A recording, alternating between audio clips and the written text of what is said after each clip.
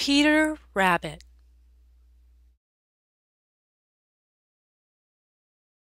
The Tale of Peter Rabbit was written by Beatrix Potter. Once upon a time, there were 4 little rabbits, and their names were Flopsy, Mopsy, Cottontail, and Peter. They lived with their mother in a sandbank underneath the root of a very big fir tree. "Now, my dears," said old Mrs. Rabbit one morning, "you may go into the fields or down the lane, but don't go into Mr. Gregor's garden. Your father had an accident there. He was put in a pie by Mrs. Gregor. Now run along and don't get into any mischief. I'm going out." Then old Mrs. Rabbit took a basket and her umbrella and went through the wood to the baker's. She bought a loaf of brown bread and 5 currant buns. Flopsy, Mopsy, and Cottontail, who were good little bunnies, went down the lane to gather blackberries, but Peter, who was very naughty, ran straight away to Mr. McGregor's garden and squeezed under the gate. First he ate some lettuces and some French beans, and then he ate some radishes, and then, feeling rather sick, he went to look for some parsley. But round the end of a cucumber frame, whom should he meet but Mr. McGregor? Mr. McGregor was on his hands and knees planting out young cabbages, but he jumped up and ran after Peter, waving a rake and calling out, "Stop, thief!" Peter was most dreadfully frightened. He rushed all over the garden, for he had forgotten the way back to the gate. He lost one of his shoes among the cabbages and the other shoe amongst the potatoes. After losing them, he ran on 4 legs and went faster, so that he might have got away altogether if he had not unfortunately run into a gooseberry net and got caught by the large buttons on his jacket. It was a blue jacket with brass buttons, quite new. Peter gave himself up for lost and shed big tears, but his sobs were overheard by some friendly sparrows, who flew to him in great excitement and implored him to exert himself.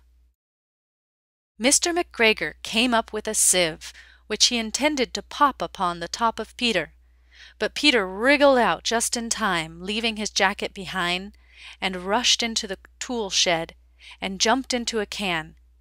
It would have been a beautiful thing to hide in, if it had not had so much water in it.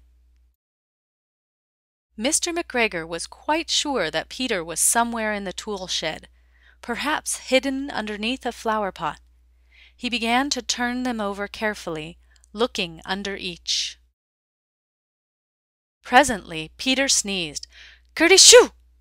Mr. McGregor was after him in no time and tried to put his foot upon Peter, who jumped out of a window, upsetting 3 plants. The window was too small for Mr. McGregor, and he was tired of running after Peter. He went back to his work. Peter sat down to rest. He was out of breath and trembling with fright, and he had not the least idea which way to go. Also, he was very damp with sitting in that can. After a time he began to wander about, going lippity-lippity, not very fast, and looking all around. He found a door in a wall, but it was locked, and there was no room for a fat little rabbit to squeeze underneath. An old mouse was running in and out over the stone doorstep, carrying peas and beans to her family in the wood. Peter asked her the way to the gate, but she had such a large pea in her mouth that she could not answer. She only shook her head at him. Peter began to cry. Then he tried to find his way straight across the garden, but he became more and more puzzled. Presently he came to a pond where Mr. McGregor filled his water cans. A white cat was staring at some goldfish. She sat very, very still, but now and then the tip of her tail twitched as if it were alive. Peter thought it best to go away without speaking to her.